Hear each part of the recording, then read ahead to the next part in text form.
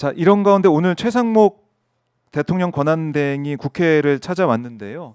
먼저 국민의힘 권영세 비대위원장을 만났더라고요. 그래서 똑같은 얘기를 했네요.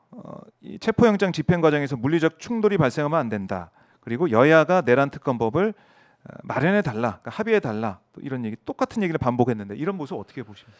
글쎄 권한대행이라 하더라도 네. 지금은 현재 대한민국에 실질적인 음. 의사 결정권을 갖는 권한이 있는 사람입니다. 네.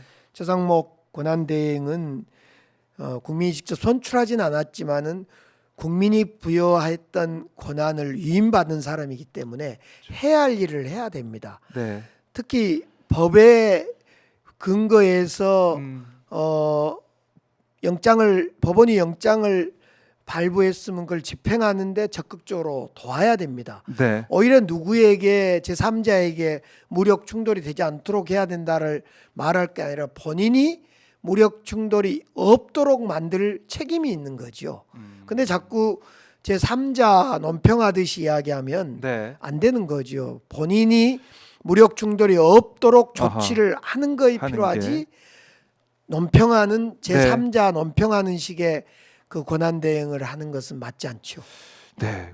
그리고 진짜 이 물리적 충돌로 인한 불상사가 이제 없어야 된다 이런 얘기 계속 하고 있는데 그럼 경호처에다가 대통령 권한대행이니까 경호처가 대통령 이제 아래에 있으니까 바로 지시하면 되는 거 아닙니까? 그렇습니다. 무장하지 마라, 예? 총 들지 말라, 칼 들지 마라 이렇게 명령하면 되는 거잖아요. 그렇죠. 법 집행해라. 네. 법대로 해라라고 하면 될 건데 자꾸 그 이야기는 못하고 이제 자꾸 제3자에게 떠넘기면서 네. 본인은 빠져 있는데 그러다가 만약 이제 큰 충돌이 나거나 정말로 불상사가 나게 되면 네. 정말 그 책임을 어떻게 감당하시려고 하는지 저는 아쉽습니다. 그래요. 12월 3일 그 내란의 밤을 우리 국민들이 여전히 떠올리면서 너무 고통받고 있는데 너무 한가한 것 같아요.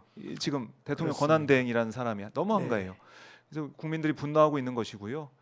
그때 우리 시장님께서도 국회에 계엄군이 막 몰려오고 헬리콥터 날아가고 이것도 보셨을 것 같은데 예, 저는 그때 광주시청에 있었죠. 광주시청에 저는 이제 광주시청의 계엄 소식을 듣자마자 제가 차를 몰고 시청까지 가서 이제 문제는 시청에 계엄군이 온다라고 그렇죠. 생각을 했죠. 전국 계엄이니까. 그렇죠.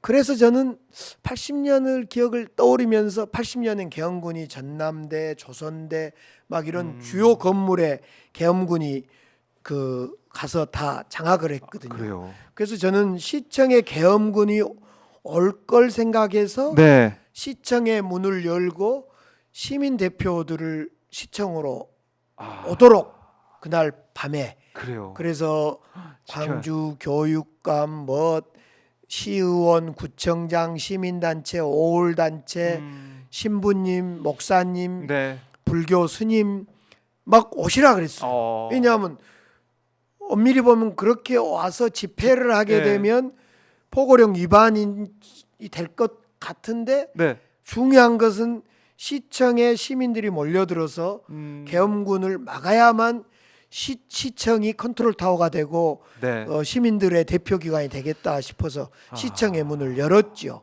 그래서 저는 그런 전국의 여러 기관들은 시민들을 못 오게 막거나 또 문을 닫는 쪽이었다면 네. 광주시청은 문을 열고 모든 사람들이 와서 그 자리에서 대책도 만들고 그랬던 거죠. 그랬군요.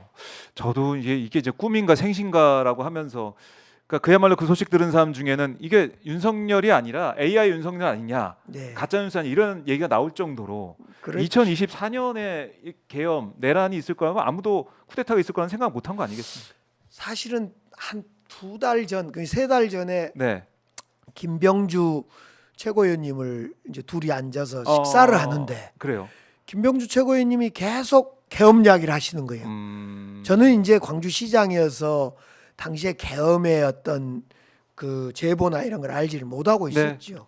근데 김병주 최고위원님이 계속 계엄 이야기를 하시길래 제가 아니 그 계엄이 진짜 일어납니까? 라고 반문을 했죠. 그랬더니 김병주 최고위원님은 정보가 많다. 이런 이야기를 계속 하신 거예요. 그러나 아니나 다를까 이제 계엄이 정말로 일어났는데 아, 그만큼 정말 일부 우리 민주당의 몇 분들 빼고는 우리는 상상도 할 수 상상을 없었던 못했던. 그런 일들이 예. 벌어진 거죠. 아, 그래서 우리 국민들이 국회에 서울에서는 국회로 모여서 예. 이재명 대표가 이 혼자 라이브를 하면서 국회에 네, 와서 예. 함께 모여서 지켜달라 이렇게 호소해서 뭐 국민들 당원도 뭐 시민도 모여가지고 지킨 거 아니겠습니까? 네. 아, 진짜 아찔한 상황이었습니다. 정말 그때 조금만 늦었다면 네, 계엄 해제가 안 됐다면 요즘 그 AI가 만들어 놓은 계엄 해제가 안 됐으면 아. 어떨까? 그 상당히 저도 예, 직접 예. 봤거든요. 아마 그 이상 정말 우리 사회 곳곳에 뭐 의회면 의회대로 언론은 네. 언론대로 우리 사회 전 영역에 정말 어떤 상황이 끔찍한 상황이 벌어졌을까는 네, 정말 AI가 그 상상하는 것보다 훨씬 더 그렇겠죠. 심각한 상황이었을 겁니다. 그렇겠죠. 네. 예, 뭐 선관위에 가서 뭐 서버를 네. 강타하려고 하지 않나. 그 다음에 체포조가 만들어져가지고 주요 정치인들 포함해가지고 그리고 일부는 뭐 백령도에 뭐 데려가서 어떻게 뭐 한다 뭐 이런 메모까지 발견되지 않나. 그러니까 상상을 초월한 일들이 준비가 됐었는데 네. 오늘 국방부에서는 북한을 자극해서 무력 휴전선에 충돌을 가져오는 것 네. 그것이 사실이 아니다.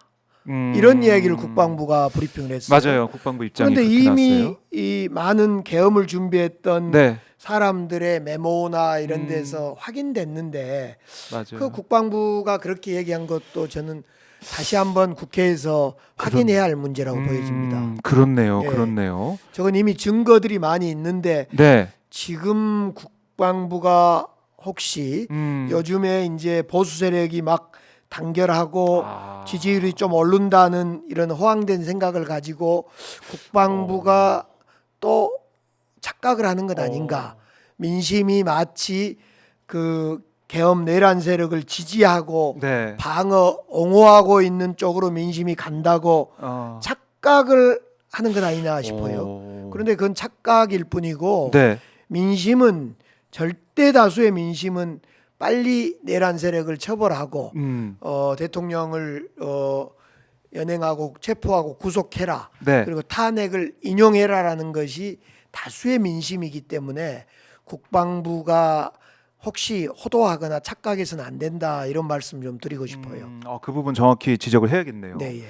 착각하지 말고 다른 생각하면 안 된다. 네, 다시 한번. 있었던 예. 당시에 그 내전 내란. 계엄을 준비하면서 남북 충돌을 일으키려고 했던 사실상 또 다른 신북풍을 일으키려고 했던 것에 네. 대해서 국방부는 있는 그대로를 국민들께 보고하고 국회에 보고해야 되는 것 같아요. 그러니까요. 이제 무인기를 날리고 또 전단을 뭐 1,000만 장을 준비해서 네. 정말 뿌리고 막 이랬다는 거니 군이 준비해서 했다는 거니까 여기는 뭐 철저한 조사가 필요한 거고요. 네, 뭐 당연히, 특검이나 수사통에서 필요한 부분을 해야 되는 것이고요.